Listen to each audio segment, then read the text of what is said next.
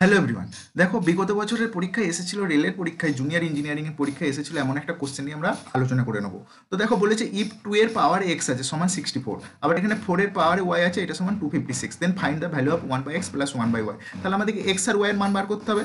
তো 2 এর পাওয়ারে এক্স আছে মানে এরকম ভাবে লিখে সমান 64 লিখে নিলাম। 64কে আমরা 2 এর পাওয়ারে কত আকারে লিখতে পারি? দেখো আমরা 64কে লিখতে পারি 2 into 2 into 2 into 2 into 2 into 2, মানে দেখো তিনটে মানে 8 16 32 64, তাহলে 2 এর পাওয়ারে 6 লিখতে পারি। ওকে, তাহলে এটা থেকে আমরা লিখতে পারি 2 টু দি পাওয়ার এক্স, মানে 2 এর পাওয়ারে এক্স সমান 2 টু দি পাওয়ার 6।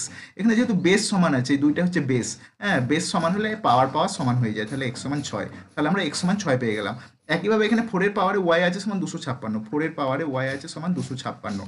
তো এখান থেকে আমরা ওয়াই এর মান বার করে নেবো। তাহলে 4 এর পাওয়ারে ওয়াই আছে 256কে কি লিখবো? দেখো 256কে যদি আমরা ভেঙে নিই, 4 দিয়ে ভাঙলে 64, আবার 4 দিয়ে ভাঙলে 16, আবার 4 দিয়ে ভাঙলে 4, তাহলে চারটে 4 আছে, তাহলে 4 এর পাওয়ারে 4 হয়ে যাবে।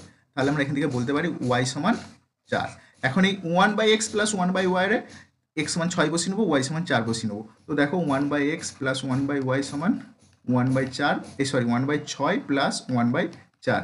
6 আর 4 লসাগু করে নাও, 12 পেয়ে যাবে। তো 2 প্লাস 3, তো পেয়ে গেলাম 5 এর 12 হয়ে যাবে অ্যান্সার। তো 5 এর 12 দেখো অপশন 4 আছে, এটা হয়ে যাবে রাইট অ্যান্সার।